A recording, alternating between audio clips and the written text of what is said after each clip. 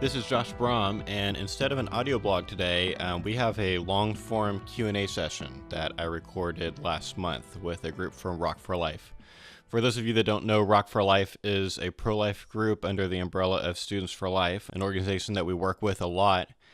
And a few months ago, they asked if we would be able to help them train up and get ready for their upcoming outreach tours.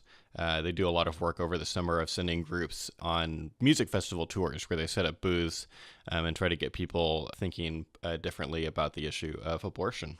So what we did was we had them take the course, and I told them that I would do a Q&A session with them after they watched the course videos if there was like anything that I could do to kind of help them get more prepared for their outreach trips. So the week before they began their tour, we were able to get on Skype. I ended up recording 2 sessions. There was one group of activists that was going to go on a Christian music festival tour, and there was another group that was going to go on a secular music festival tour called the Vans Warped Tour. And so this first session you're going to hear is the session that I had with the group that was going to go on the secular tour.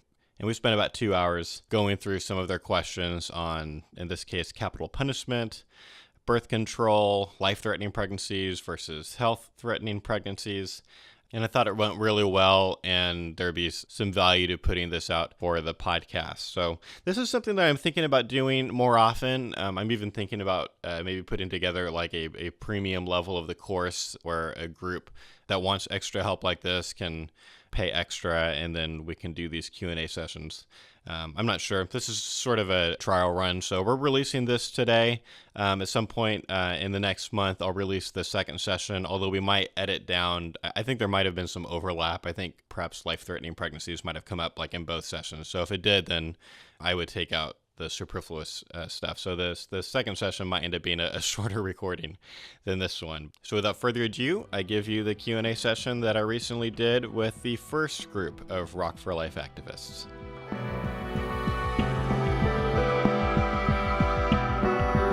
Anyone who has a question, just jump in, and you've got me for the next couple of hours.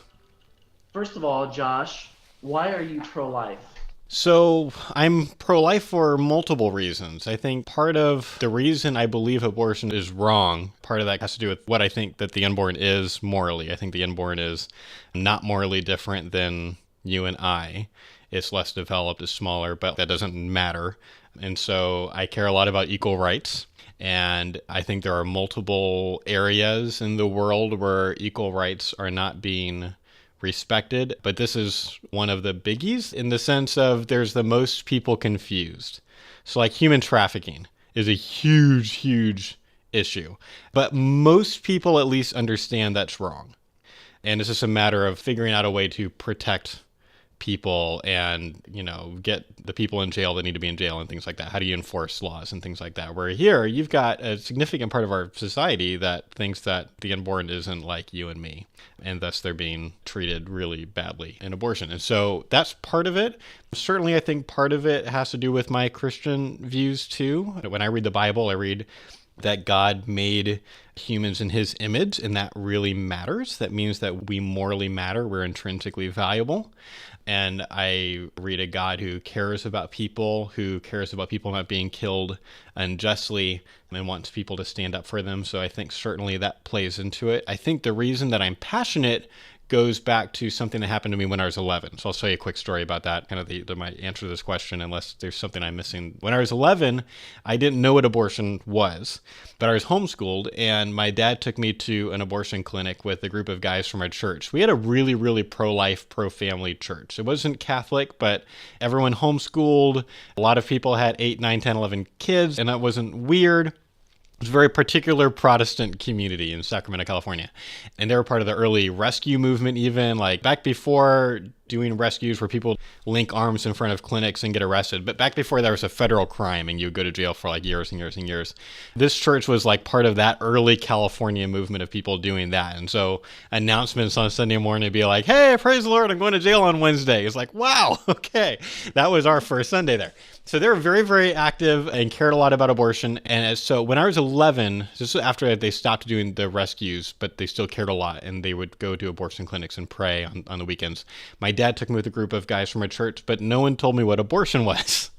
I was this homeschool kid, fairly sheltered and hadn't had to talk or anything yet. And so I didn't understand why we were there. I didn't understand why we were praying. I didn't understand what we were praying about. But there was a group of people across the street that had graphic abortion signs, and so that certainly piqued my interest. And I asked my parents about those signs later. They told me what abortion was, and I had these three very distinct emotions. The first emotion I felt was surprise. And it wasn't as much that I was surprised that it was legal. I was surprised that anyone would want to do that. I was in this cultural bubble. All people around me that love kids and love having a whole lot of them and homeschooling them and making sure they're raised well and all these things. Like, that was my culture. This was the first time that cultural bubble got pierced. And the first time that I had to confront sin in a really real way. And so I was surprised. I was really, really sad. I'm not really angry, but really, really sad. And then I just kind of had this growing sense of, well, I guess I'm going to have to stop that then. I was a homeschool kid. I was very, very, I'm going to go and take care of that problem in the world now all on my own. And so I knew what I was going to do now. I was going to end abortion. And then I started reading books and listening to tapes of the early pro-life apologists. And I knew that was what I wanted to be when I grew up. So by the time I turned 12, I was telling people when they asked me what I wanted to be when I grew up, I told them I was going to be a pro-life speaker when I grew up, which makes me kind of weird, but that was childhood. So I kind of knew where I was headed, and I was really passionate from the very beginning. There's a whole story of how I got to where I am now, but that's how it started for me. Does that answer the question you were trying to ask me, Eric? It does, yes. And it's a good icebreaker, too. And we get to know you a little bit better. Does anyone have any questions, like right off the bat? Well, my largest thing, I lived with a Planned Parenthood intern.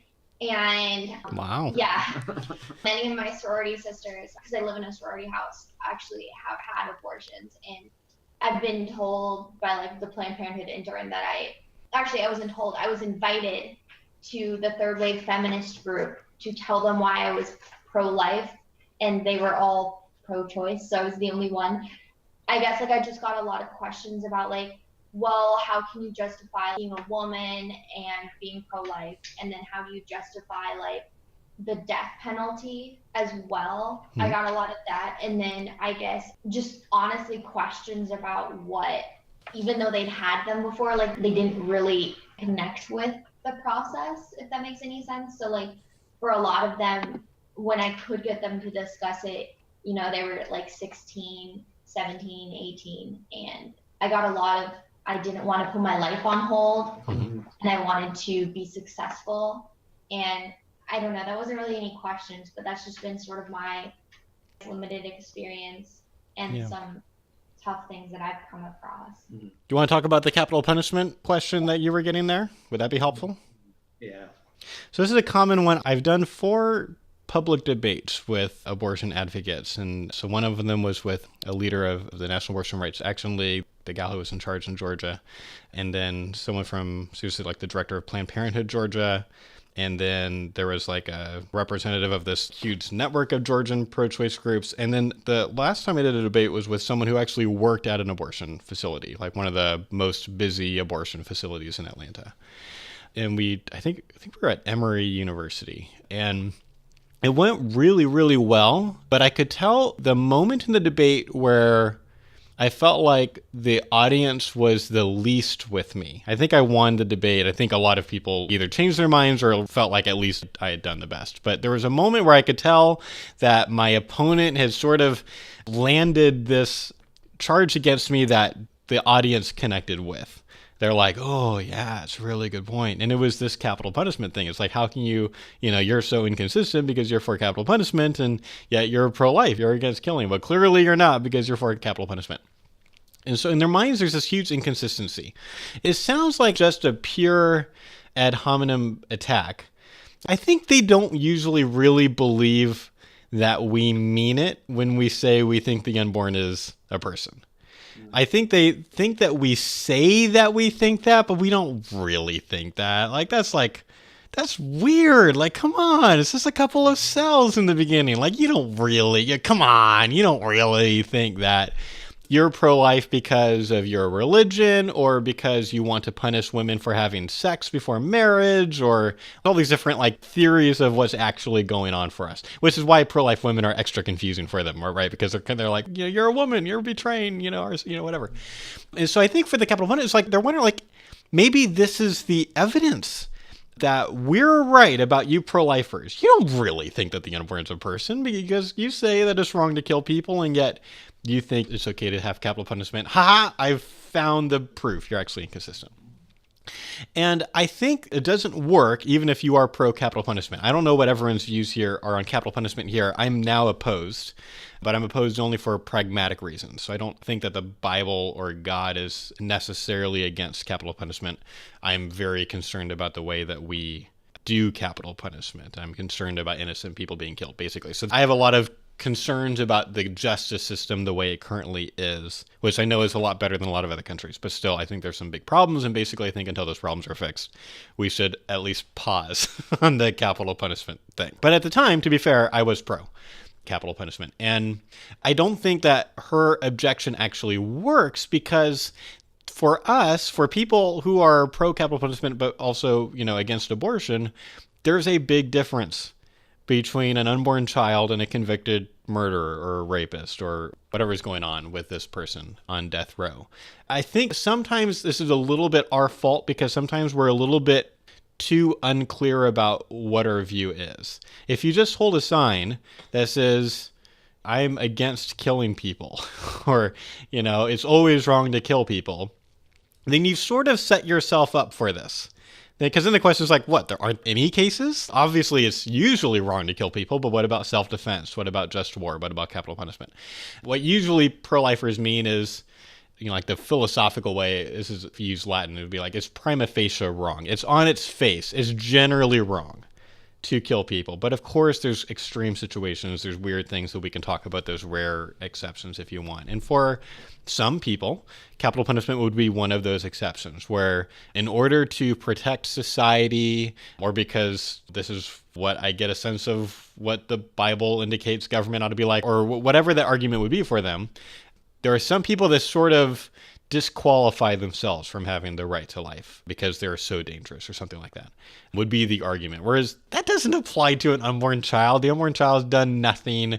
I've seen someone try to pull that, like, well, if the child is conceived in rape, then, maybe the rapist's genes are going to, get into the baby, and then it's going to be a rapist later. It's going to be more likely to be a rapist. It's like, there's no research that suggests that any of that is hereditary. And so you just have to show, like, one, I'm not saying it's always wrong to kill. Almost always we can agree that self-defense killing is okay. If someone kidnaps my wife, has a knife to my wife's throat, and I had a chance to take him out, this, I think, totally morally justified.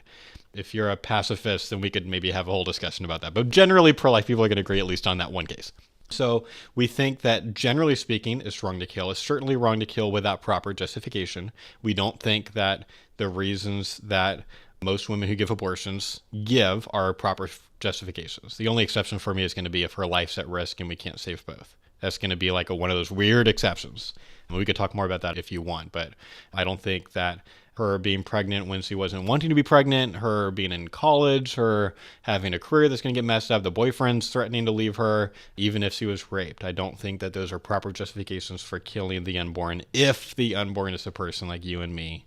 And if I'm right, that her bodily autonomy is not absolute, doesn't trump the baby's right to live. Yeah, actually, I was wondering if we could talk about that medical reason that you gave. Yeah. Because I actually know a woman in California. She has 3 other children, and they were told that neither of them would live. So she had an abortion, and then she'd taken 2 of the 3 pills, and she went to the doctor, and they said, oh, you didn't actually need to do this. Like, it would have been fine. And then I know people who've had it because of the medical reasons where they wouldn't have been able to save both or either one of them. So I don't know. I just have a hard time, I guess, with that. Yeah. Hey, real quick, before we jump to that, I just want to make a comment on what you're talking about. I actually always find it fascinating that an abortion supporter or advocate would make the comparison between abortion and the death penalty. Why? Because they're asking me about the death penalty, and we're talking about abortion, which is the death penalty. they are usually asking, like you said, to catch me, but they usually are against the death penalty but support abortion. Why would they ask me where I stand with the death penalty? Because to them, there's no similarity. Does that make sense, though? Because Yeah, I'm tracking with you. I've heard a lot of pro-life people say it seems like if it's weird for me to be, against abortion and pro-capital punishment, it's weird for you to be anti-abortion, anti-capital, or I'm sorry, pro-abortion choice and anti-capital punishment. I don't think it's as weird as you think it is. A way of thinking about this that I think makes sense of this weird, what seems to be a contradiction. I actually don't think it's a contradiction for them. I think something like 99% of pro-choice people have as one of their very important bedrock, one of the pillars of their pro-choiceness, one of their views, 99% of the time, is that the unborn is not a person like you and me. I think some pro-choice people think that the unborn does have some kind of moral value. A lot of times maybe something like a golden retriever has, but it's not at the level of you and me. So they don't think it's like a cockroach. They think it's something like a golden retriever or something like that. Like it's got some value. So they don't think that women should have abortions willy-nilly. They don't think that it's okay to be like, oh, well, this is my favorite form of birth control. I don't have any form of birth control except abortion. If I get pregnant, I have an abortion. This is my 8th one. Like if someone said that, they're going to be like, yeah, I don't think that's okay. I think it's like putting down a golden retriever. Like maybe it's justified. It's at least something that should be allowed, but it's not something that should be done lightly. And so if someone's coming in thinking that the unborn is either a golden retriever or less, then it's not weird to me that they would be both for abortion because they don't think anything bad happens. I think it's like if someone has a tooth pulled. Like I have no problem with people getting their teeth pulled if your teeth needs to get pulled or if you have a mole removed. If someone's like, how can you be pro-capital punishment and against people having mole removal surgery? I'd be like, you're comparing apples and hand grenades. It's completely different. And I think that's what's going on for them. It's like they're opposed to capital punishment usually for they think it's just wrong. For them, they feel like it's government murder. I hear a lot of people on the left use the word murder when they talk about capital punishment. So for them, it's murder, and they're against murder in general of human beings. They don't think the unborn is a human being, so they see it as a completely different thing. They think it's more like having a mole removed. It's just it has nothing to do with their capital punishment views. Whereas they feel like it's different for us because we're the ones saying that the unborn is a human being or like a human being or something like that. And so they're like, hey, you're saying that you think it's okay to kill one but not the other. You're the one with a problem. I don't think they've got a problem, especially if they're coming from a place of not thinking that the unborn is a person. And that's why we've got to try to convince them. I think they're wrong about the unborn, but it's not inconsistent for them to hold both those views at the same time, I don't think. Right, okay, all right. I personally thought it was fascinating, but now I guess I don't. Thanks a lot, man. You're welcome. See, the way I think is a lot less fun as pro-lifers. It's a lot less, boy, those people are idiots over there, but that's what you get when you have me do the training. On the medical thing, so let's talk about the medical thing. I have a very, very distinct memory. It's one of those memories that's just never going to come out of my head. I remember doing a pro-life summer camp because there were some people that thought it would be a good idea to do a pro-life summer camp. And so it's this weekend thing where it's like, hey, we'll do a whole bunch of pro-life training in between. You can do like a ropes course and stuff. It was kind of dumb. Whatever. It was a good try. It was a good attempt at something, but whatever. Anyway, I have this distinct memory of doing a long Q&A at the end with me and 2 or 3 of the other speakers. And I remember there being a girl. This was like a high school summer camp. So she was probably like a sophomore or a junior in high school. And she was really bothered about my view, and all the other speakers had the same view, that if a woman's life is at risk and you cannot save both, then whether you call it an abortion or a lot of pro-lifers say this is not an abortion, call it a life-saving medical procedure. Whatever you call it, that procedure is morally justified. And she was really, really bothered by that. She felt like there was such a contradiction with her conscience and what she felt like is the right thing to do. And we were trying to explain a lot of the arguments I'm going to make in a moment here, and she wasn't getting it to the point where she was like crying, just devastated. Like she felt betrayed, I think. I thought you guys were real pro-lifers, and now I hear that you're pro-abortion in this case or whatever. Like really, really bothered her. I think this is one of those things that when pro-choice people bring it up as a potential contradiction, it can really take us off balance because it does feel like a contradiction. It's a lot simpler to just say, abortion is never, ever, ever, ever, ever, ever justified. And for me, I've got to say, I think abortion is almost never justified if you then use the word abortion to describe this. I'll just kind of describe my view. I'll try to do it in like 5 minutes or less. I don't know if I'll pull it off, but certainly come back at me with follow-up questions. I'll try to give like a basic explanation of what my view is and why. And I'll separate two categories here. We've got situations where the mother's life is actually at risk, and then other issues where the mother's having health problems. I see these as completely two different things. Let's keep those separate. So let's talk about the harder case first, the case where her life is at risk. Obviously, principle number one is going to be, can we save both? So think of a mother who is pregnant and there's something wrong with the pregnancy. I'll describe a couple of different cases in a second here, but there's some problem, a very significant problem.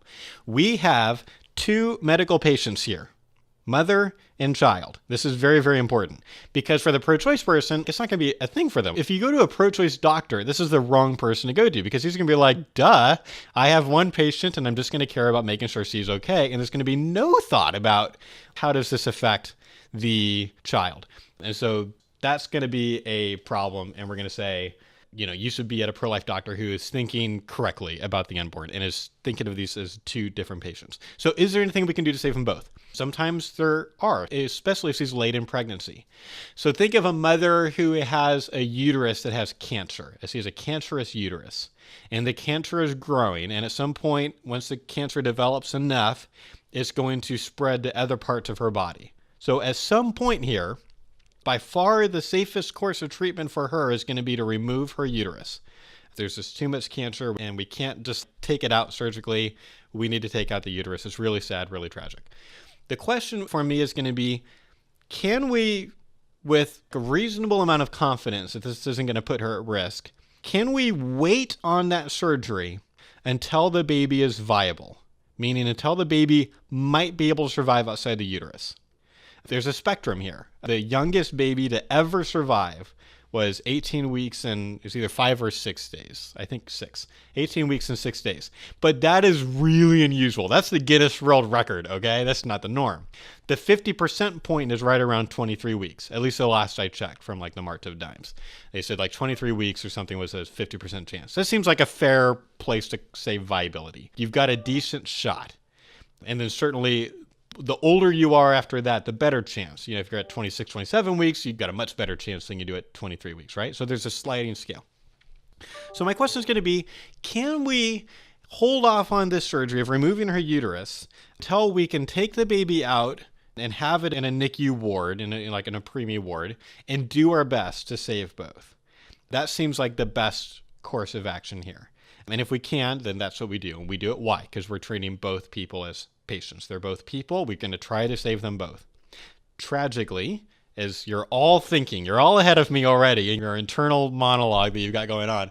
Of course, there are some cases where that's not possible. The case that's talked about the most would be a tubal pregnancy, often called an ectopic pregnancy. Technically, an ectopic pregnancy is any pregnancy where the baby implants somewhere not the inside of the uterus. Usually, like 90-something% of the time, that will be inside one of the fallopian tube.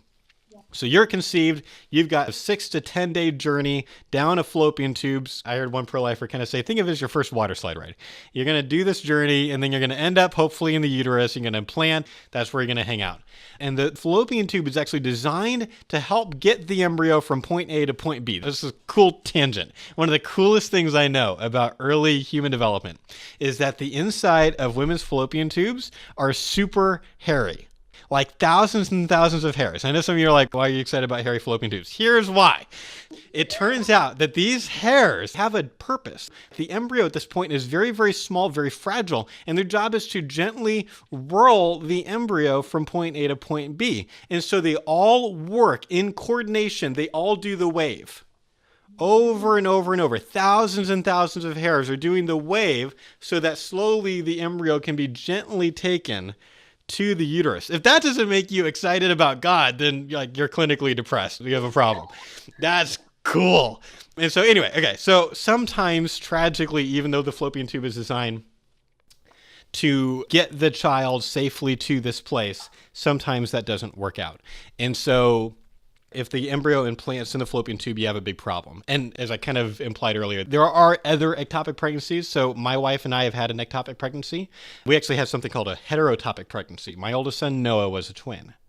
And Noah everything was normal. He just made it to the uterus. But his twin got stuck near my wife's ovary. Didn't even make it to the tube and died there. And there are a couple of cases that we know of where babies have ended up away from the ovaries, not in the fallopian tube, outside the fallopian tube, and like implants in her small intestine or the outside of the uterus. And those cases are actually less dangerous because, first of all, it's not going to be that much of a danger to the mom, but also a couple of kids have lived, have been able to like implant somewhere and get the nutrients because the mother's body sort of reacts because women's bodies are amazing. And so this has happened. But most of the time, we're talking about a child inside a fallopian tube, and fallopian tubes, as well designed as they are not designed to facilitate a full-grown baby. And so at some point, one of two things will happen. The baby will either die on its own. I think that's about 60% of the time, roughly. At some point, it's not going to survive. Then another 30 or 40% of the time, you've got a growing baby. And if they've figured out, oh, we have a tubal pregnancy here, this is a dangerous thing, because at some point that tube will burst if the baby doesn't die and keeps growing. And then the baby will die immediately, and the mother has massive internal bleeding. It's a really serious thing. Women die all the time for this reason, even in this country, because a lot of times it's hard to sometimes diagnose an ectopic pregnancy.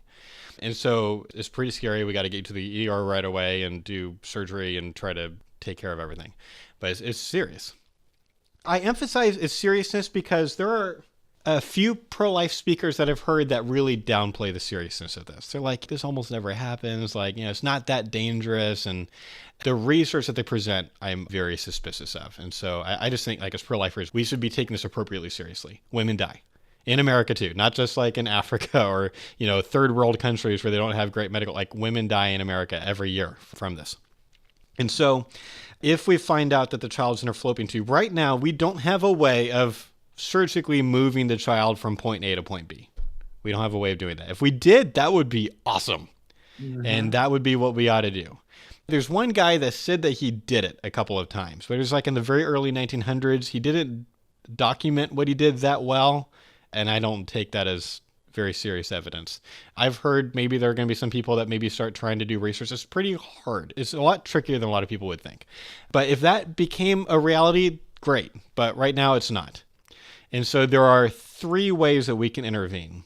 And basically all pro-lifers, except a few exceptions like that girl at summer camp, agree on one of them.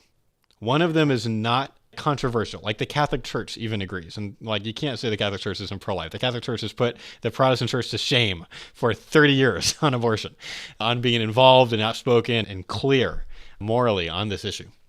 And the Catholic Church would agree that you can do something called a salpingectomy, which is a surgical procedure where you'll take the fallopian tube where the baby is and either cut out the entire tube or at least that section of the tube and put it on a pan, and the baby will die pretty quickly after that surgical procedure.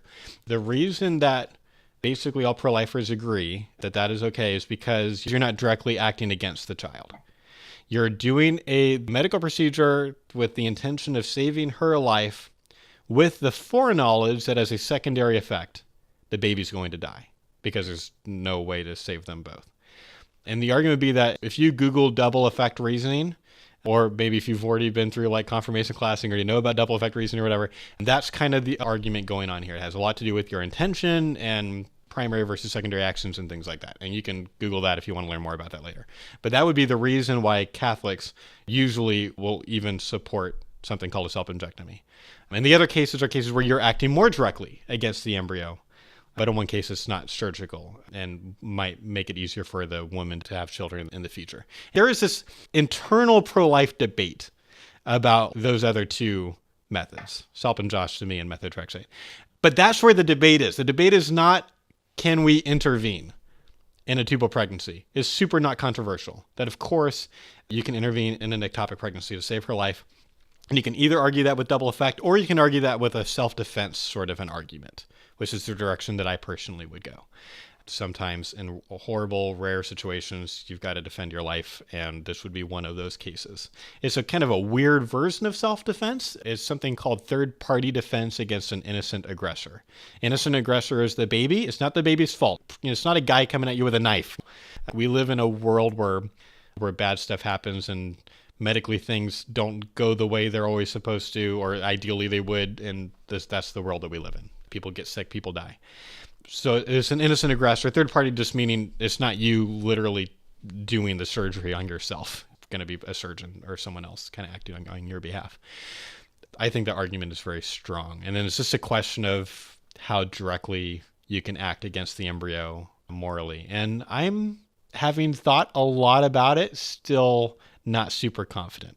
I've gone back and forth on that one. I feel unconfident enough that if we had a tubal pregnancy, we would just do the self-injectomy, just because while I think there are some pretty interesting philosophical arguments that would suggest that you can act directly against the embryo in this case, certainly you can act directly against people in self-defense, I'm not confident enough that I'm willing to say this is what we're doing. I don't want to have that thing where later I come an even better philosopher and then like, we screwed up. If only we had understood this argument. So like, it'd be a better safe than sorry kind of an approach. That's kind of a general overview of my thoughts on why we can have a tubal pregnancy. So let me pause here and see if you guys have kind of follow-up questions about that or pushback or anything before I jump to less clear, like health-related stuff. I definitely do. Okay. So I met this person in my life who they have said if it came down to it and like in the future and they're married and their wife becomes pregnant and they have an ectopic pregnancy where they know that both of them are going to die due to the circumstances of where it's located and how it's going to happen, they would do nothing about it because they'd be killing the child. I just don't know how to respond to that. And I just want to know, how do you respond to something like that? Not necessarily like, I understand my viewpoints and I understand like my stance on things. I just don't understand how to respond. It's a really good and a really tough question because I know what the philosophical position ought to be, but there's this other question that you're asking, which is it's the right question, which is how do you persuade this person of that?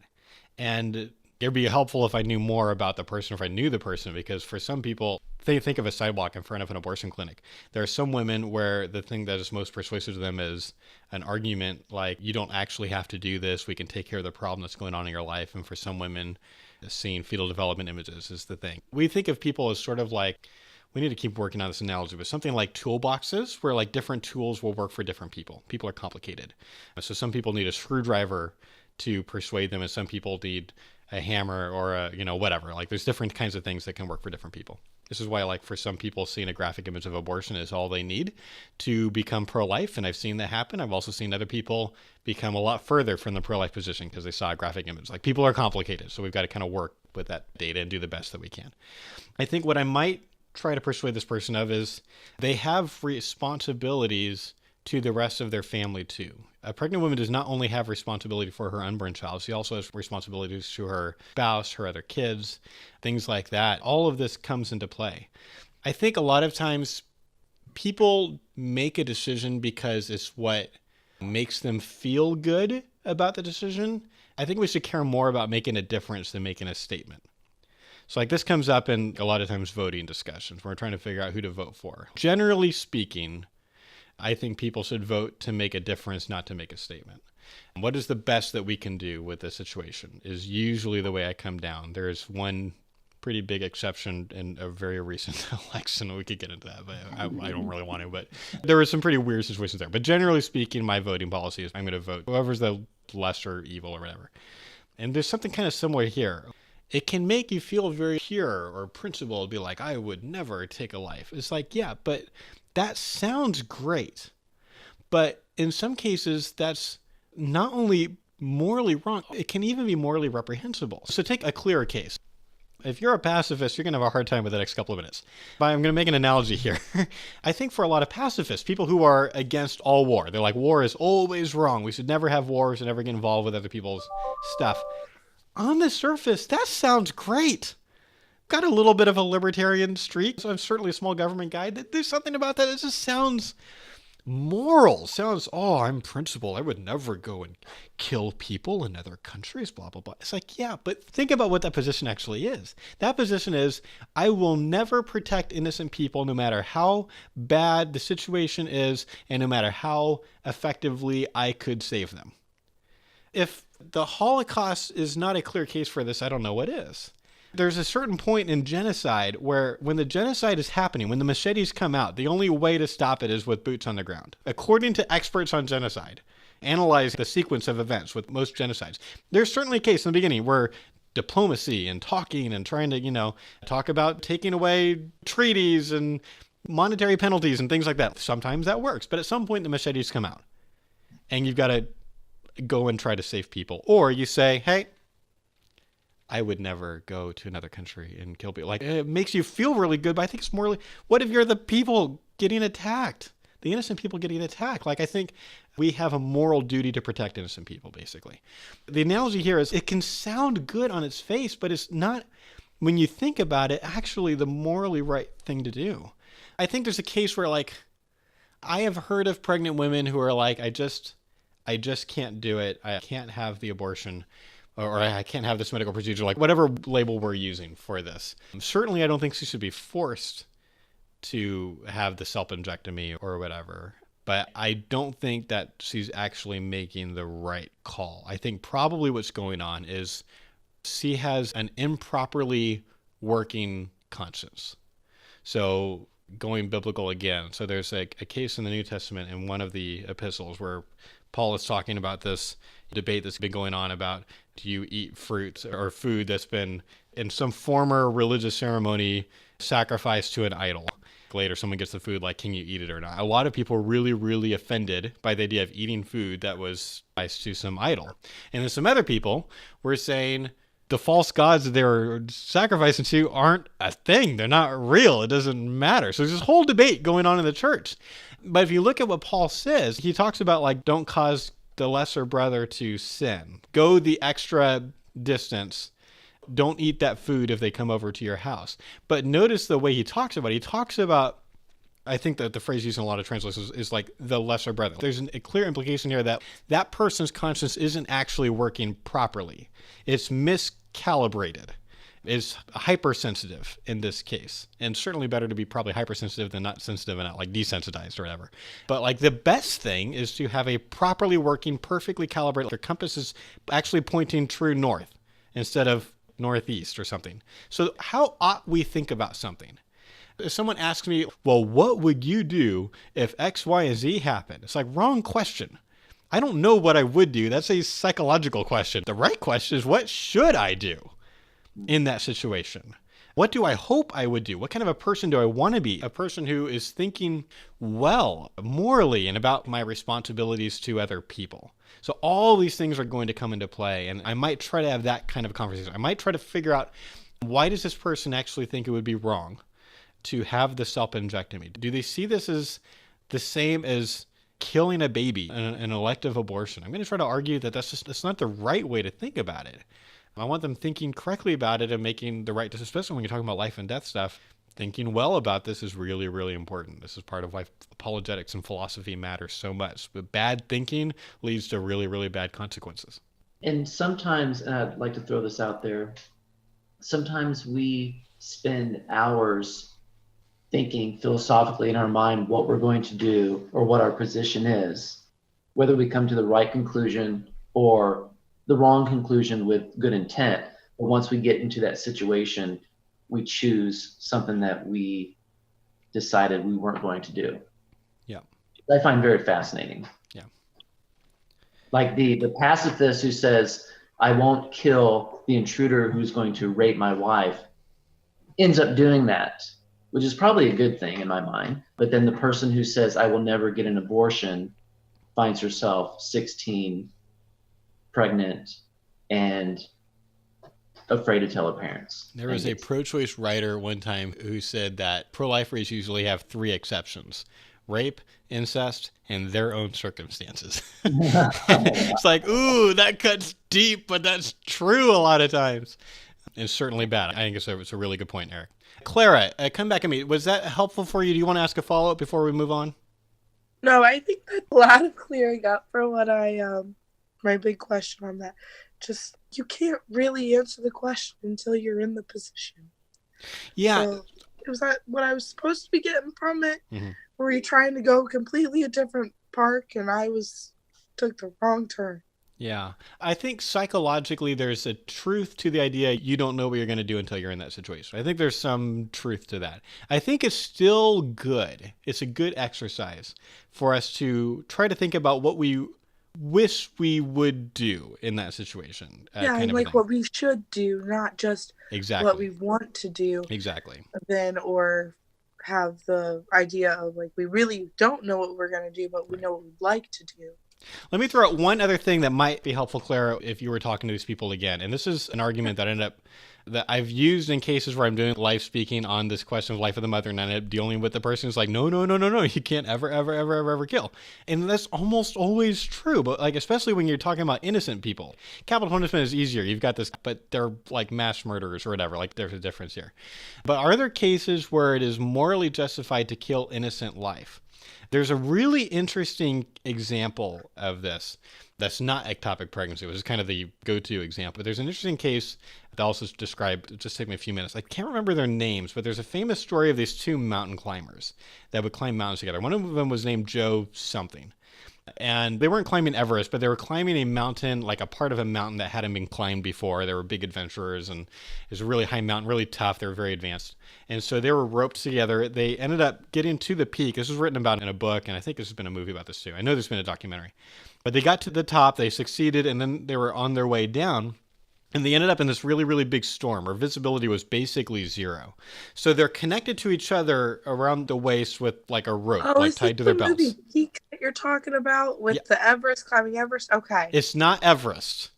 Or the one where they climbed Mount Everest? Yeah, it's not. It wasn't Everest. That's a different movie and an awesome movie, although not very historically accurate. But yes, that's a totally different thing.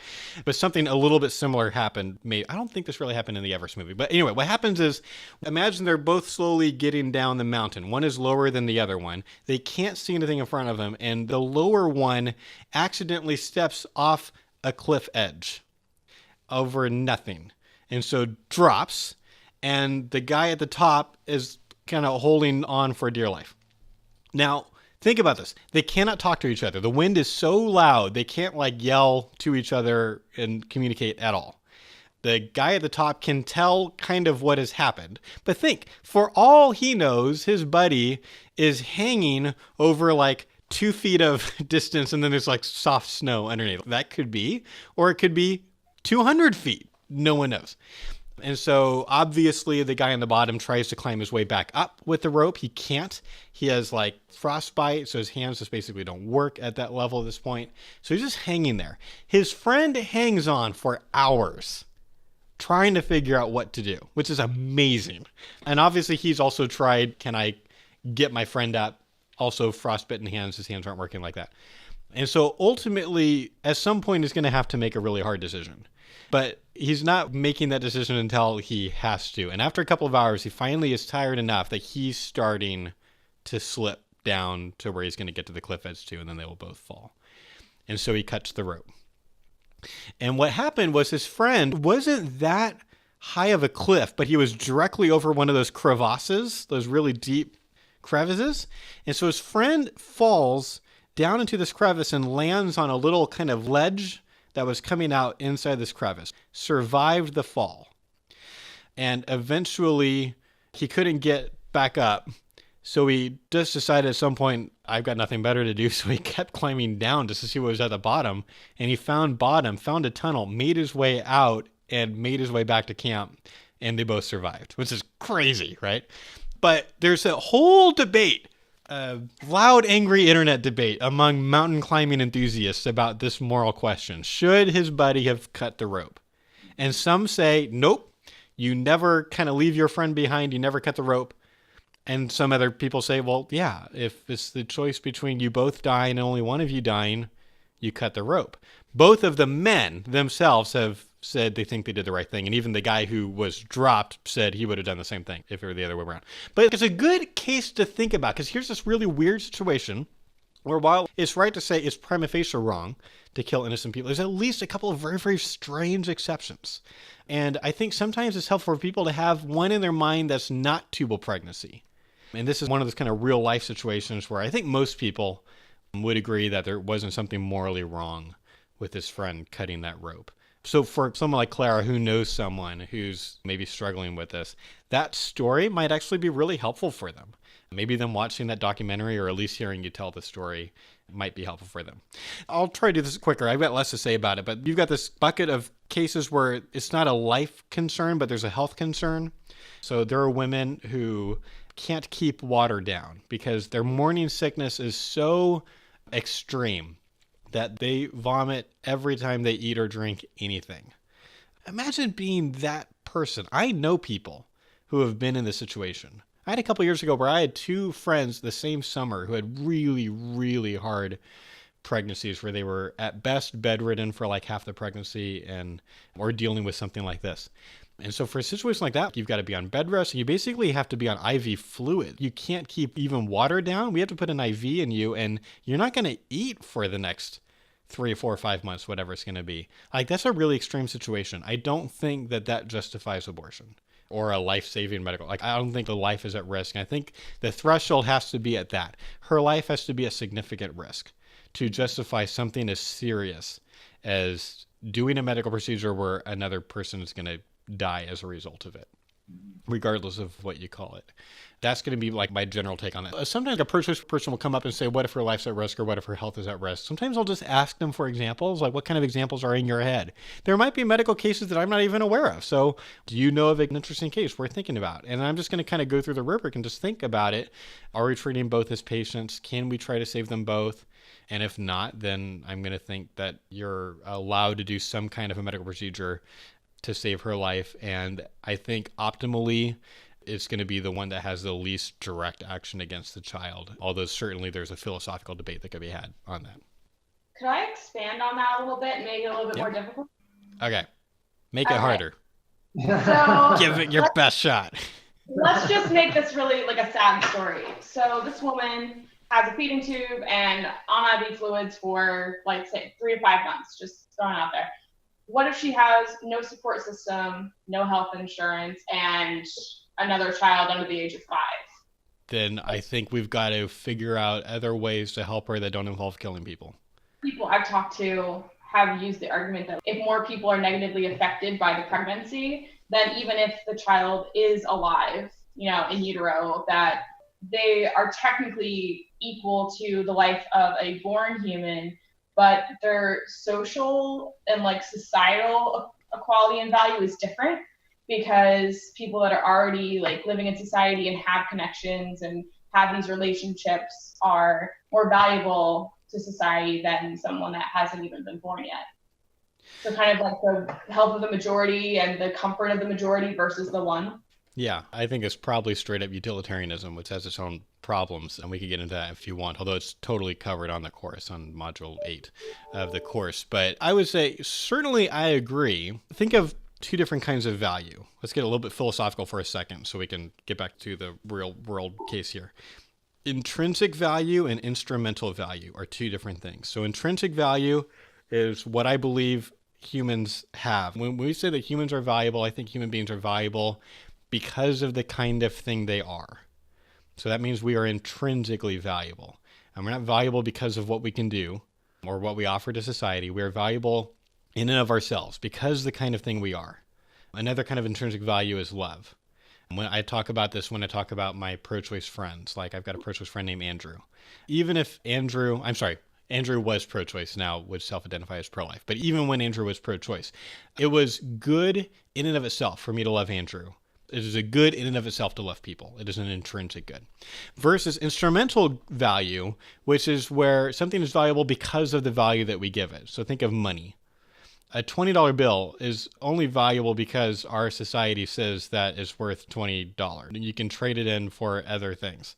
On its own, it's just a piece of cotton, paper, or something like that. And so it's not valuable in and of itself. It's not intrinsically valuable. It's instrumentally valuable for as long as our society says it's worth $20, right? Human beings all have an equal amount of intrinsic value, but certainly a pregnant woman who has a really tough pregnancy also has an instrumental value, a value of some people's friends or spouse or, other parent and things like that. Like there's other value going on there. I agree with that. But I don't think that immediately tips the scales and it's like, oh, okay, well, then if there's any reason why more people benefit from the abortion, have the abortion, because taking a life is such a significant thing that it's going to take an awful lot of justification to get you there. And just the fact that she has some friends, or back to your case, the fact that it's really, really difficult if she doesn't have a good support system, I don't think that's justification enough. They think it is, and I think it's not. My answer is going to be, okay, there are things that we can do in a situation like this. I don't think, at least not in America, we actually have situations where there is literally no possible way for someone to get help. Unless they're like in this really rural area with no phone, no internet, no way to communicate with, yeah, you can come up with a really strange situation. But people can get to a hospital usually, or call for an ambulance or a medical helicopter and get them somewhere. We don't say that if people can't afford their emergency room visit, we don't do anything for them. Like, that's just not the healthcare situation that we have and shouldn't. It is right for us to have some cases where we just cover a homeless person's medical bills by making other people pay more, or the insurance or whatever. Like, there's some level of that that's morally appropriate. And so I'm going to say that that's just not the situation that we have. I might ask, is this a thought experiment, or do you actually think this is a reason for being pro-choice? We can come up with a thought experiment. Yeah, we'd have to have it be like, it's a dystopian society where like everything is crumbled, society is crumbled, we're at war, so no one can actually help this person. Like, you can come up with some sci-fi situation, but we understand that's not reality, right? You can't say, well, this is why I'm pro-choice because of this crazy situation that maybe could happen in 100 years if things went really badly. Like, no. We're killing 3,000 kids a day. That's not justification for being pro-choice. In the real world, we do get this person help. And of course, we should get this person help. And could the systems get improved? Of course they could get improved. They're human-made systems. They can always get improved. And in some ways, they need to get improved in really major, important ways. Totally for that. We can have a whole debate about what should our economic system be like? What should the healthcare system look like? How should we handle insurance and Medicare? And, all those things. We can totally talk about those things. What kind of a society do we want to be, where we take care of people who are unable to care for themselves through no fault of their own? Like, we can totally talk about that. But it's going to take an awful lot of justification to get to the point of, yes, in this case, it is okay to kill an innocent person. And I don't think they're going to get there if we're talking about a real world situation in America this century. Hey, Josh, real quick. I just want to follow up on the previous topic. Okay. And this will be real quick, okay? Go ahead. So we discussed life of the mother in all these different scenarios for quite some time, which is really good. But at Dan's Warped Tour, we're not going to have an hour to talk to someone. You want a soundbite? What is your soundbite when you visit us on Dan's Warped Tour and work our booth? I would say something like, if she is in a pregnancy situation where her life is actually at risk and we can't save them both, then I think it is totally morally justified to intervene, even if we know the child will die. And almost all of the pro-life movement agrees. This isn't this big problem that you think it is. The pro-life movement kind of agrees on this. I think it's pretty obvious, actually, and I can argue for that position two different ways if you really want me to, but we basically have common ground, I think. And that would probably make someone happy. Yeah. Start with common ground whenever possible. Basically, whenever possible. There's like exceptions, and like you could probably overdo it. And sometimes you can just do it with like body language, but start with the common ground in the areas where you agree and try to surprise them a little bit. They're expecting this to be this big, like, gotcha moment. And it's like, you just don't understand the pro-life movement. That's not this big problem for us. Mm-hmm. I have two questions. Okay. There's a really big Catholic influence in North Dakota. That's where I live for university. And I come up with difficulties, especially when I talk to like the Planned Parenthood intern and things like that with birth control. Mm-hmm. I don't know how to approach it because I don't have any issues with birth control, the pill or whatever. Like, I don't have any issues with that, but I don't know how to communicate. I don't know what this means. Like, talk to pro-choice people about it? Like, I don't know. I gesticulate when I don't talk know. to Catholics about it? Well, I have. And a lot of times I get into issues with it because there are other reasons beyond the pill other than for that. Because It does have a lot of like benefits and things and other things that happen. And so I run into a lot of issues with that. Or even like the Planned Parenthood intern, I'll go up to her booth and I'll talk to her, and she's handing out free condoms and things like that. Like, I don't have any issues with that. And I get into a lot of problems with pro-lifers where we get into big arguments about birth control, and I don't know where that line. Do you know what I mean? Yeah. Are you asking what is clear pro-life thinking on birth control? Is that what you're trying to ask? Yeah. Okay. I have some areas in common with you. We're not exactly in the same place, but we're not super far off. So I'm not Catholic. And so I have areas of disagreement with some of my Catholic colleagues on birth control. And I've had lengthy debates with Catholic colleagues on birth control, if we're close enough and we can do that without it becoming a thing. I will say this in defense of Catholics, though. I think Catholics take birth control really seriously, and Protestants usually don't. I think Protestants should usually take birth control more seriously than they do. And Catholics are right to take it really seriously. And so the big pro-life question with birth control, we're going to table the entire theological question. Part of the Catholic concern is that it's morally wrong to bring this artificial element into the sexual union process and make it so that you're mentally closed to getting pregnant. You're trying to make it so that you can't get pregnant. You're not being open to what God might want for your family. Those are theological questions. And I have thoughts about all that. I'm not going to do that though right now. But we're just going to table that theological question for the sake of this. Like, the important pro-life question here is, are there forms of birth control that kill babies sometimes? For a lot of pro-life people, they think it does. Randy Alcorn has published a book on this subject called Do Birth Control Pills Cause Abortions, I think. You could totally get that. I disagree with his conclusions, but he certainly did a lot of research on it. The expert that I go to on this is Dr. Rich Papard. He works with Life Training Institute, although that's not his full-time job. His full-time job is he's an oral surgeon. And if you go to blog.equalrightsinstitute.com and you do a search for birth control, or you can find it on the archives page. I did a resource page. I think it's like 6 resources on whether birth control pills cause abortions. There's a couple of audios and a couple of articles. My conclusion is that it's certainly possible that birth control pills cause microabortions, can have an effect on the uterine lining, make it so that a living embryo can't implant when it gets there. I think that's possible. I think it's a lot more likely if someone is on oral contraception for a long period of time, like at least 3 months. I think that might, but doesn't definitely have an effect on her uterus. I don't actually think Plan B really does anything. I think Plan B is effectively a placebo. I don't think it causes abortions, but I think the birth control pills might, but I think we don't know that they do. So when you see there's a pro-life group I'm not going to name that sends students to college campuses to hold signs that say the pill kills, I think that's an overstatement. I don't think we actually know that. And the latest scientific research suggests that maybe it doesn't. There is a small study, and when I say it's a small study, that matters. It's hard to tell something that's going on when you have only like 50 cases that you're looking at. It's also complicated doing scientific research on this because how do you do scientific research on this? It's not basically human experimentation. That's a whole medical ethics question. But there was a case that was written about in a Catholic bioethics journal several years ago where they took some samples of uterine lining of endometrium and tried to have embryos implant.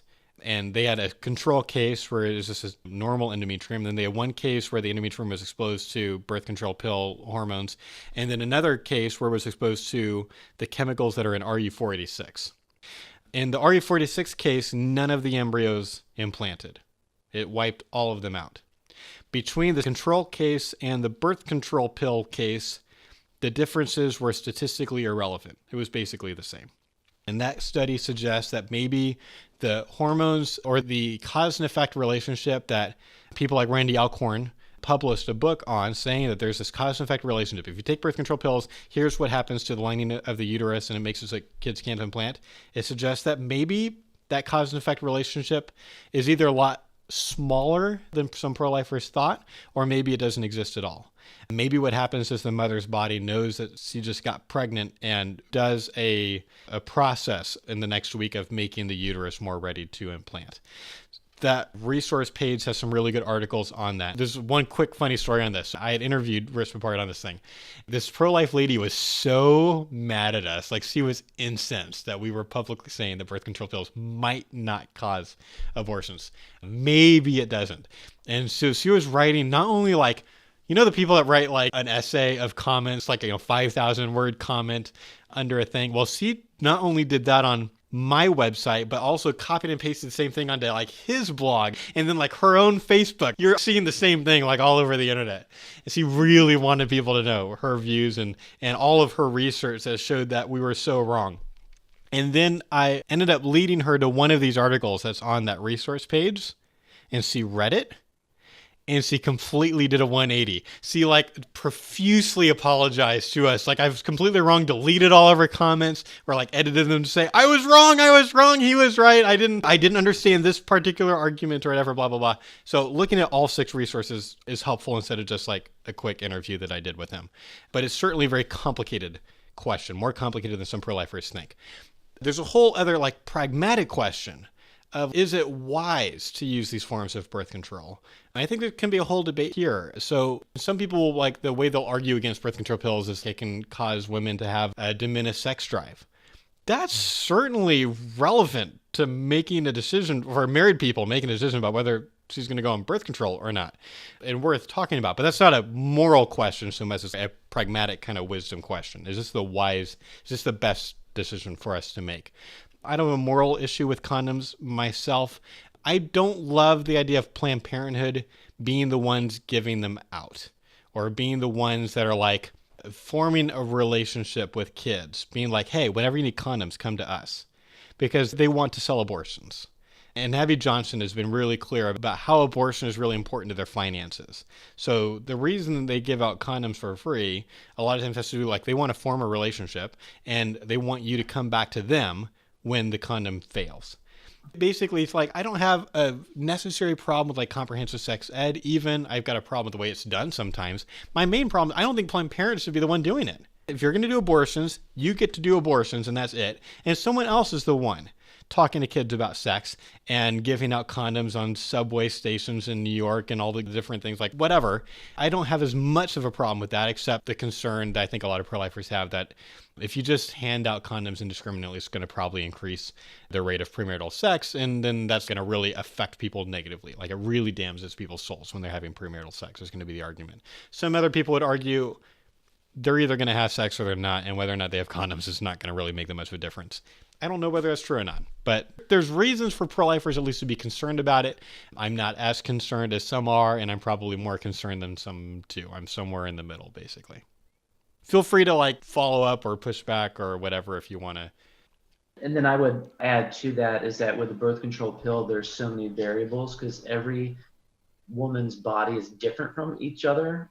And then each dosage of pill is different from each other. And so the same pill is going to affect 2 different women 2 different ways. It's really, really complicated. The more you learn about this topic, the more you learn that it's really, really, really complicated. I got married young. I got married at 22. And so I was one of the first among my group of friends who grew up together. And so I ended up in this situation a lot where I had like friends getting married later come to me for the advice a week before their wedding or whatever, or asking me about birth control questions or whatever. And my answer has generally been, you should know that it's possible. I think it's still possible that birth control pills do this, and you need to pray a lot about that. You need to do a lot of your own research. Here's some places to go. I think you guys should be talking about it a lot, thinking about it really carefully, talking to a pastor or a priest about it. Like, this should not be a willy-nilly kind of a decision. It really matters.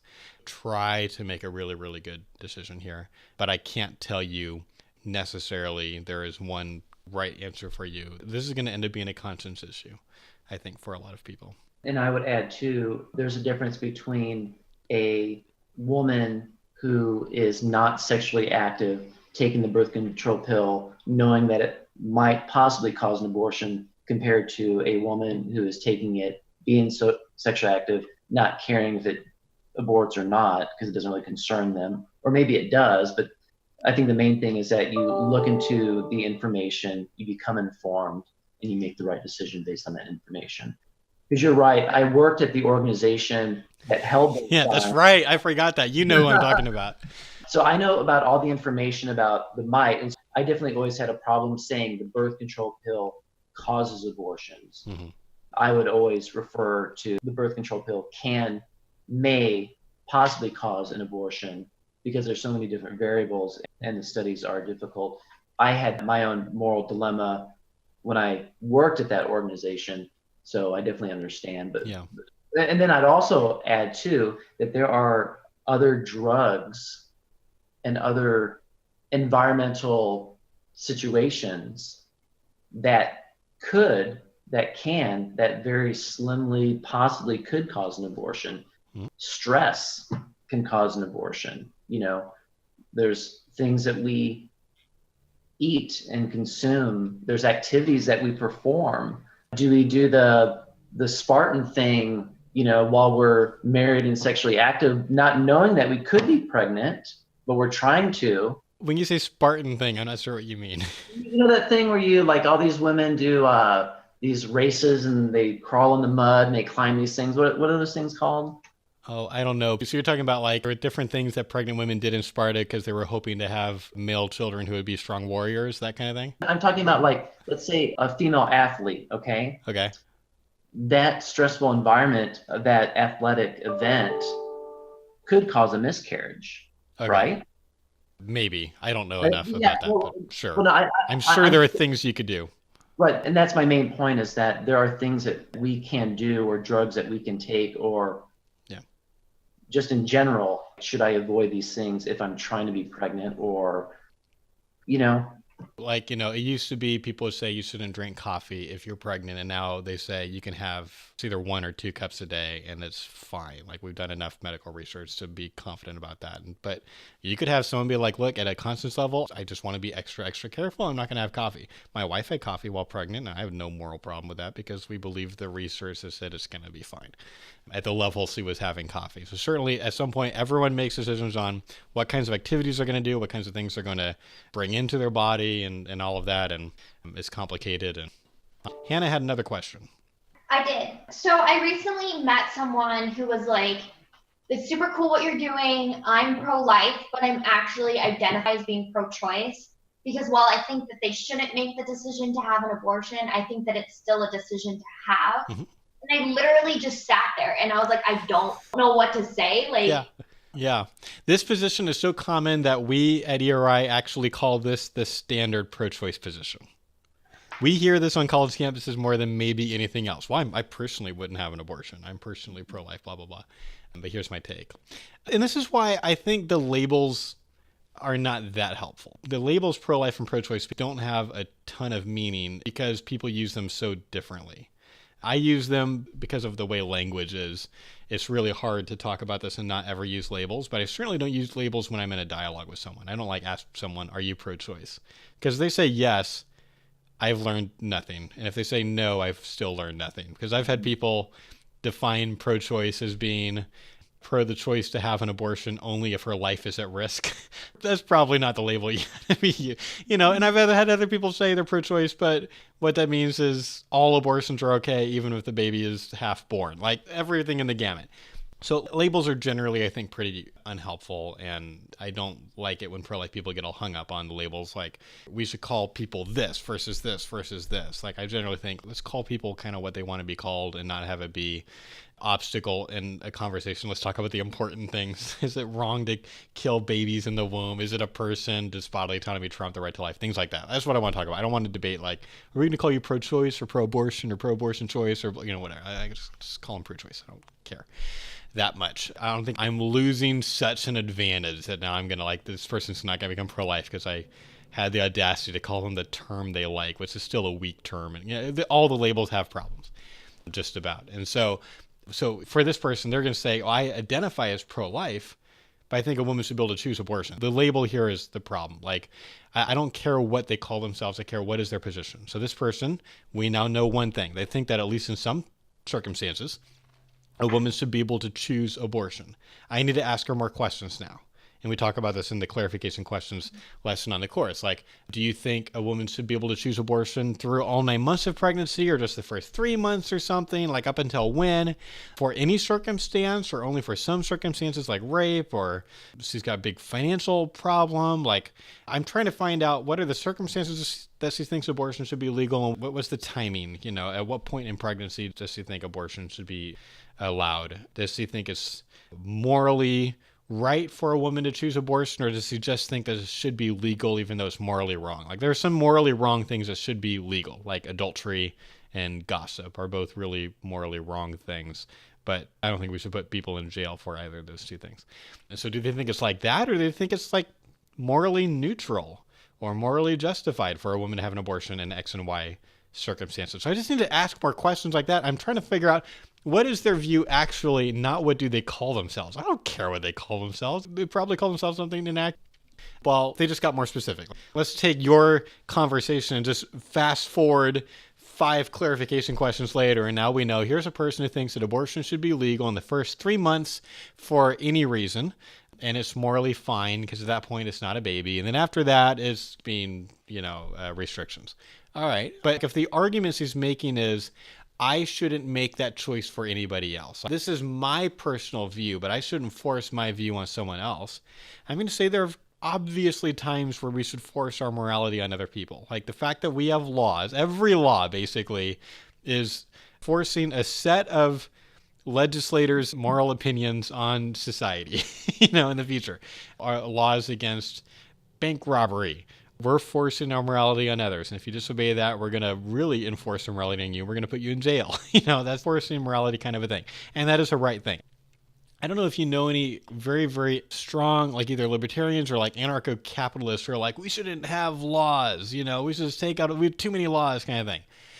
And I think like Dennis Prager makes an interesting point when he says like, we have too many laws. He says it's a problem that we have so many laws that it's possible for people to break laws and not even know they're breaking laws. Like that's a problem. We should simplify the legal system. I think there's something kind of interesting to that. But even my anarcho-capitalist type friends will usually, not always, but usually agree there's at least a couple of laws. They're not like it should be 0 laws. There should be at least like 2, and it's usually going to be laws having to do with protecting innocent people from harm. We should have laws against murder. We should have laws against like rape, like physical assault, battery kinds of things. We should punish people if they do those things. Why? Because we should protect innocent people. And sometimes there's going to be bad people who want to do bad things to people. And if they're going to do that, then we should try to do our best to protect innocent people. I describe this to the pro-choice person because I'm trying to find common ground. They might think, oh, you're a hyper-conservative that thinks that everything wrong should be against the law. You want things to go back to an Old Testament style theocracy and that kind of thing. No, not at all what I think. I don't think adultery should be against the law. I don't think gossip should be against the law. I do think that it should be illegal to hurt other people without really good justification. There are some things we might find common ground on. Care that much about some of the issues you probably think I care a lot about. We can find a lot of common ground in some areas where you probably wouldn't expect to find common ground with a quote-unquote conservative or Republican or whatever. I'm not a Republican anymore, but an independent. But, a person who's politically conservative. We can find common ground on a lot of issues. Can we at least agree that it should be against the law to significantly harm other people? Okay, we agree on that. Okay, so the difference here is I think the unborn is a somebody. And you don't. So, of course, we disagree on abortion. Like, it totally makes sense. But that's the main area of disagreement here. We agree on sometimes it's okay to force morality on people, at least in extreme cases like physical harm. It's just a question of, is the unborn entity a thing that's being harmed in an abortion, or is it more like mole removal surgery? Let's talk about that. Let's try to figure out who's right on that. So I think that the most common argument, statement, comment, whatever, at our booth at Vans Warped Tour this summer is going to be, I'm a woman and I have a right to my body. This is my body, my choice, bodily autonomy. And you're going to tell me what I can or can't do with my body. Yeah, I'm just going to refer you to the 7th module of the course on this. We have somewhere between 30 and 40 minutes on this topic on the course at least. And the reason for that is this is where the strongest pro-choice arguments lie, both at a rhetorical level and a philosophical level. Mm-hmm. And we want to take them really seriously. I think generally speaking, pro-lifers don't take these arguments that seriously, or not seriously enough. We strawman them a lot. There's weak versions of bodily rights arguments, and we hear those a lot, but there's also some really strong versions. So we should understand those and be able to respond to them too. So we should think carefully about these arguments. We should understand them accurately, and we should be able to respond to them well with careful thought experiments or responses. And I can't summarize, or at least I don't think that's the best use of our time in the next half hour to summarize. Like, we do that really carefully in the course because this is such an important issue. We spent years thinking about this subject. We still think about it. There's still even parts of the subject that we're still thinking about, but we did a lot of thinking for a couple of years on it because we felt like there was a relatively unanswered pro-choice argument. And we had to work up thought experiments and ways of thinking about it that hadn't really been done much before outside of one part of one of Frank Beckwith's books. I really encourage you guys, you should have finished the course before you get out there. And that bodily rights module is really, really, really important. Second module. Okay. It's the 7th module. Oh, you said 7th. Oh, dang. 7. Yeah. Module 7. And how many are there? 9 total. Why'd you put that 7th? Should be first. So some of it has to do with what philosophically kind of makes sense. Like module 1 is on habits and attitudes to avoid. I put that as module 1 because I think we're giving really devastatingly powerful arguments, and I don't really want to hand AR-15s to bad people. I want to help people to be more like Jesus before I hand them the really powerful arguments, so then they go use the arguments in a winsome way. When we say, I care more about the person you are than the arguments you make, I really believe that, even though that's a kind of weird thing for an apologist to say. I really do mean that. I care more about you being a loving, Jesus-like pro-life person making crappy arguments than an amazing philosophical debater pro-lifer who's a jerk. Right. I'd rather you be the first. And so starting with habits to avoid is kind of has to do with our ethos as an organization. It's weird to kind of do trial at the toddler, which is this basic thing, after advanced philosophy like bodily rights argument. There's a reason that went into all of it. You should do all of the course before going out there and talking to pro-choice people, or at least the first 8 modules. I mean, the 9th module has to do with helping people who are thinking about having an abortion or who are post-abortive. And so, like, I think it's really, really important. But you might be able to get away with just being a really loving person and listening and things like that and not really screw that up. If you've got the first couple of modules down, you can probably handle that fairly well. Yeah, you can skip the 8th module on utilitarianism, but then the problem is you might not understand utilitarianism and be able to respond to it. And I'll tell you right now, you're going to deal with utilitarians all day at these outreaches. They might not know that's what's going on for them, but ultimately you guys can have questions, you find out they're utilitarian. Right. And you got to know how to respond to that. That's why we have a course. So right. Get the course done. So not only are you philosophically thinking of each argument and topic, but you're also philosophically organizing your modules in the order that you listen to them. Very fast. A lot of thought went into how we were going to organize and arrange this course and what we're making in the future. Like, the course is not finished. We're going to keep expanding the course. No. We've got a sidewalk counseling module that we're going to be making here, probably something like around the end of the year. We've got another philosophy video that will be added to the person of the 5th module section. I think I'll probably want to do a module on relational apologetics. And as we learn new things, we're going to keep on adding more things or even replacing things. If we find an argument that works better, we find out a problem with something that we taught in the course, we're going to replace it, which is why we have to have our own equipment so we can do that. What you see that's packaged on the website, a lot of thought went into what we were going to do and trying to make it really, really valuable to people. So would you think this is fair for me to ask these 3? Because we're all at various places of modules. We must go at least through the 8th module before we drive to Van's Warped Tour tomorrow at 8:30 in the morning.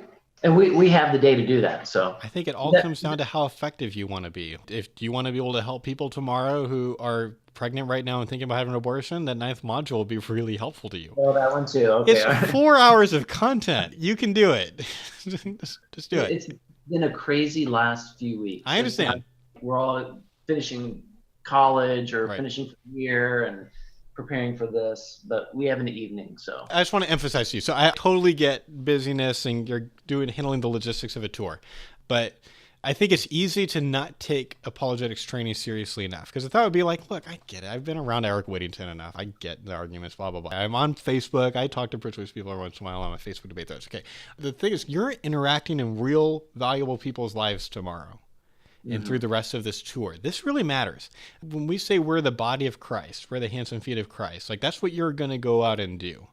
And this really matters. I think God gave people free will. And so that means that God gave people the free will to kill their babies sometimes. And often the way he's going to change someone's mind about killing future babies is through people like us. And I have seen people who the only reason they change their mind about abortion is because they talked to someone who was making really, really good arguments. That's not always the case. Sometimes all they need is a halfway decent argument and a loving person giving it. Different people need different things. Some people you're going to talk to, they need to hear that pro-life people have really good arguments to make. And so it's worth 4 hours. This isn't just standard pro-life apologetics. Once you get past module 4, you're going to start getting apologetics you're not going to really get anywhere else. We have a pretty unique way of thinking about pro-life arguments. My hope would be, while you take the course, just kind of wipe the board clear of what you've been taught in the past. I have really good reasons to think that our arguments are better. I'm not really ashamed of that. And the reason we think that is because we have thousands of hours on the ground with people trying different things. And so you're going to hear some things that you haven't heard before, or some things just maybe emphasized more than you've heard them emphasized before. And they're emphasized like that for reasons of having done a lot of research and a lot of testing different things. And if you want to become the most effective advocate possible, I think you'll try to incorporate these arguments. I guess I sort of have like one sort of last question. Sometimes when people ask why I'm pro-life, I tell them the story of my mom and how she had me in college and how she was on welfare and things like that. Yeah.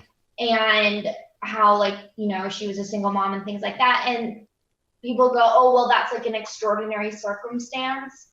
And then they invalidate that as being a reason.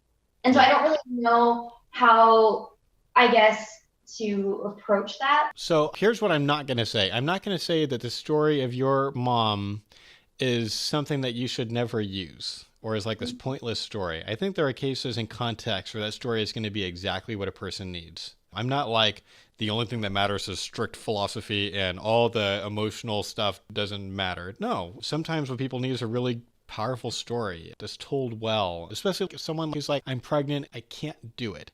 They can't envision themselves having this baby and their life not going down the tubes. And a case like this is maybe like, look, not only do I know a lot of people who thought that and then had a baby and it went really well, my own mom wasn't going to have me. And it was really hard. It wasn't some easy, like, hey, she was making $100,000 a year, or she was married to a $100,000 a year husband and everything was fine. It was a super easy thing. Like, it was really, really hard.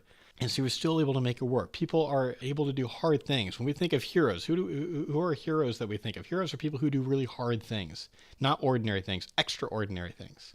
Oscar Schindler, risking his life and spending basically his entire bank account saving as many Jews as he could. We think of those as heroes. I think moms who make it through really, really difficult circumstances and still do the really hard thing of having their baby because it's the right thing to do are heroes.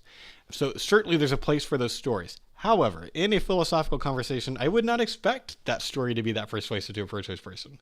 Because all they're hearing is that one person made it work out. Great. That doesn't prove that everyone should be forced to try to make it work.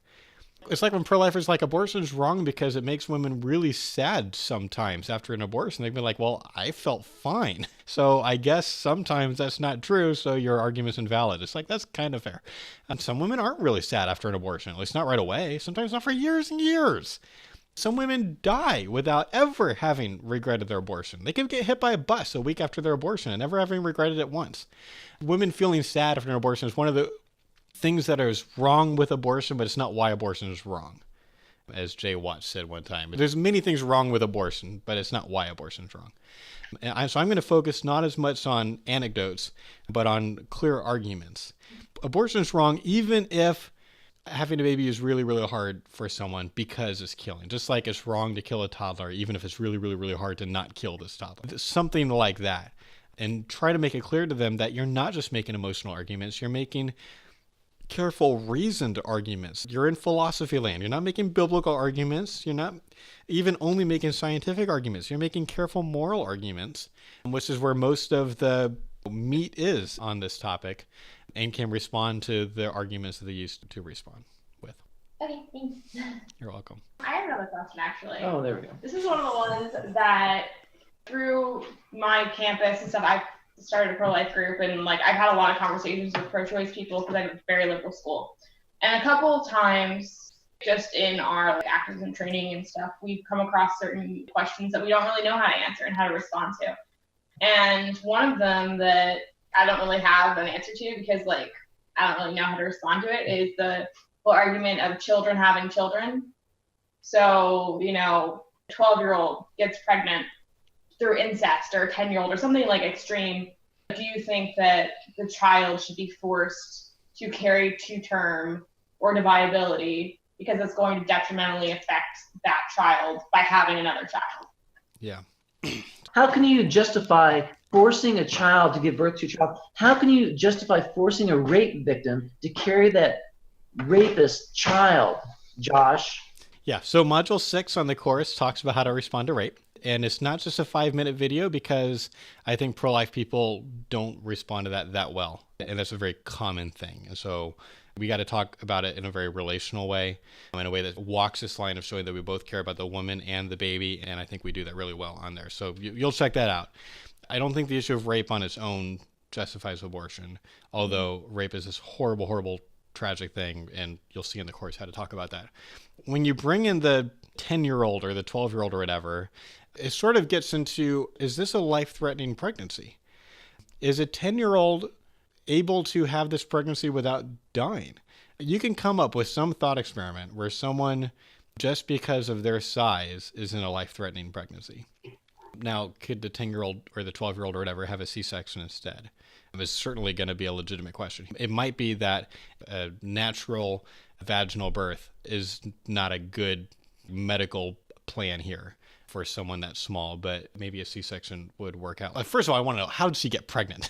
If this is an incest thing, who's the guy? How do we get him in jail? And what's interesting is while a lot of rape survivors do want to have an abortion, a lot of incest survivors don't. Why? Because this is finally the evidence of the incest. It's the incestor. It's the uncle, the dad, the brother, whoever, the sicko here, who's wanting to get him to Planned Parenthood so they can continue this relationship. I'm asking questions like, as a guy who's not a doctor, I'm going to go into sort of this mode of, here's what I think about the issue of rape. Here's what I think about life-threatening pregnancies. Is this a life-threatening pregnancy? And if they say, well, in this thought experiment, it is because of X, Y, and Z, then I'll say, because I'm going to stay consistent with my view on life-threatening pregnancies. It better really be a life-threatening pregnancy and not just a really sad story. If it's just a really sad story, then I think we do everything we can to help this person, and we talk about how tragic it is, and we try to figure out how do we make the situation right. I'm not going to maybe be at the point of justifying killing someone for it, but if her life's at risk, then this might be a life-threatening pregnancy. So are we talking about a life-threatening pregnancy here? And just see what they say. I'm not a doctor. I don't know what the story is with 10-year-olds getting pregnant. I've heard that historically Virgin Mary was probably very young when she got pregnant with Jesus, and I've heard numbers thrown around like 11 or 12. I know that there are 12-year-old girls who've gotten pregnant and had babies, especially, in places like South America. I've heard of some stories. And so clearly it's not always life-threatening. It's still awful, but it's clearly not always life-threatening. Is it sometimes life-threatening? I don't know. I'm not a doctor. So here's kind of the principles that I'm working from on a case-by-case basis. I need more information to answer your question, but it's certainly a horrible, horrible, horrible thing. That's kind of the direction that I'm going to take on that. We have a forum where people can post. I'm about to create a private Facebook group for the people who take the course because I've become convinced that that'll actually be more helpful to people than even the forum on the website. I don't know if I'm going to archive the forum or maybe do both, but in the next week or two, I'm going to have launched that Facebook group too. Part of the value of the course for people, what we want people to have is you actually get to interact with us. It's not like you're just buying a DVD from some guy. What you're paying for is a year's access to us.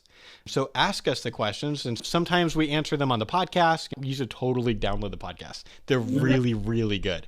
Sometimes we do that on kind of listener mail episodes of the podcast, and sometimes we just answer them there on the forum or other things. But totally, like, you get interaction with us at a level that I can't give to people who don't buy in.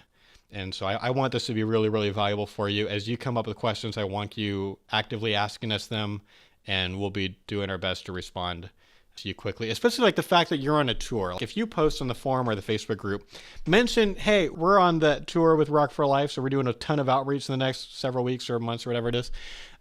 That's a reason for us to try to basically answer right there for you, as opposed to a lot of times when people post on the forum, we save it to like, ooh, here's something to do on a podcast later, because it's not usually urgent.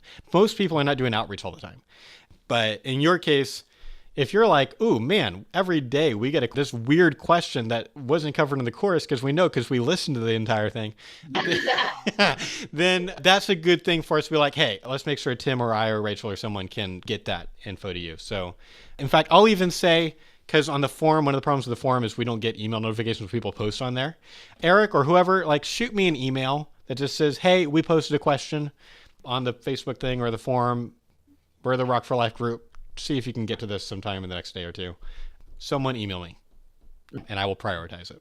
And then I have one more thing. Part of the reason why I haven't been able to listen to it is because I can't download zip files on my phone. I haven't had a computer to use. So that's just a thing, like, I think would be useful as you're developing this in this program, is like making it available in like other ways, like on phones and things like that, so they can still download it and then listen to it later rather than having to be at Wi-Fi. Are you needing a way to get it onto your phone without ever using a computer? Yeah. So like that was my problem, is that I didn't have a computer to be able to listen to 4 hours worth. Yeah. And so I was wanting to download it, because you can download it to your computer. Right. And I wasn't able to do that. So this is really helpful to know. This is one of the problems of, we want to make it as easy as we can for people to access the content, but then at the same time, you still got to pay to get it. So how do we like protect it? And so I've tried to find, and I'm still trying to find, if there's some kind of an app, like a podcast app or a White Party app, that makes it so that people just put in like their password and then they can access and just quickly just push buttons and download them. Like, that would be amazing. We haven't found something like that, and I've tried, because most people, if they do a podcast, it's either public or they do it like us, and you just got to get it onto your phone. There is one way you can do it now. You can stream it from your phone. So if you go onto the website with your phone and just go to each individual lesson, you can click on either the video or where it just says the MP3, and it'll just open up a player on your phone and play it. But what's happening right now is it's either using your Wi-Fi or it's streaming on your cell data. It's not downloading. So that's a way that you could do it. And if you've got like an unlimited data plan or a lot of data, like, that's fine. The MP3s don't take up a lot of space. It's basically like downloading a podcast. It's not a big deal. You wouldn't want to do the video if you're just on cellular data. They're 1080p video. You don't want to do that. If we come up with an easier way for people to do it with some kind of an app, totally we're going to do that. I haven't found a good solution yet, but I really want one. Guys, download them on Eric's computer and then copy them on everyone's phones. Is there some kind of a way to download the zip, unload all the files, and just copy and paste them on everyone's phones? Obviously, I'm fine with that. There's got to be a better way, but we don't have an app way of doing it. To make our own app would probably cost about $50,000 is what I've heard, the estimate, which is like way out of our budget. But if we can find a white label app that'll do it, or someone comes up with some kind of like a premium podcast app where it's like, this is for people who have membership site and they have a podcast and want to make it easy for them. Like, I'm trying to find that. And if you find something like that, let me know. Like, most people listen to the Equip for Life course podcast by just clicking the video version and streaming it on the webpage, because it's a little bit of a hassle to download it and drag and drop. And, it's a hassle for me. I get it's a hassle. I want it to be easier. We haven't found a way to make it easier. Yeah, because I was just thinking also too, like, logistically, when we're traveling and stuff, like, we won't always have access to the computers, and it'd be nice to be able to reference. Yeah. Or like, go back and be like, oh, I totally forgot this one argument on bodily autonomy. I think you guys should try to figure out a way to get the MP3s onto everybody's phones. That would certainly be the best thing if you can pull that off. Obviously, also, like, there's a worst case scenario where, like, so it's only on Eric's phone, but you can plug that into the sound system in the car and listen to it all together while you drive. Like, that's something that could be done or whatever. Or plugging even a laptop into the sound system in the car. Yeah. But certainly you all having it on your phones would be really ideal. And it's just a matter of, can you hook it up to someone's computer with iTunes and just drag and drop everything onto a playlist and call it good? I'm a very visual person, so like when taking notes and stuff, I really like having PowerPoints so I can take notes with the PowerPoints. And that's just something with like me being the type of learner I am. That's where for you, like watching the videos would be the most helpful way for you to learn, because a lot of times when there's like bullet points and things happening, they're usually on the screen. I'm trying to be helpful because I'm a visual learner too. The really key quotes and the arguments and the points and things show up on the screen like next to our head or whatever. And the reason for that is because I want it to be helpful for visual people. It's going to be harder for you to learn auditorially. I get that. The group activities sometimes have some of that summary stuff. So at the very least, that would probably be helpful. But the idea of like having a PowerPoint with just all the art, I'm open to that. We haven't thought about doing that, but I'm open to that. Do it with a PDF so they won't be able to edit it. Yeah. And then it would be also nice for us, like with people who are doing outreach, because then they could print it. Yeah. And then they'll have all of the information to be able to reference while they're outreach. So let me feedback what I'm hearing you say, because I think this is probably actually a really good idea. What would be helpful for you is if you're in a weird situation where you can't watch the video, but you're a visual learner, you would like to be able to look at a PDF that basically has kind of the outline of what is being said in the audio, so you can kind of follow along visually that way. Yeah. And That's then, doable. We can totally do that. It's a great idea. I'm really glad you mentioned that. yeah, that's what I do for like my college classes and stuff, is like I'll print off the PowerPoints in bullet form and then I add on to it. Yeah. So like then while I'm listening, then I can make my own notes, and then that I could bring that when I'm outreaching. That just for me would make me feel better when I'm outreaching, knowing that I have the information.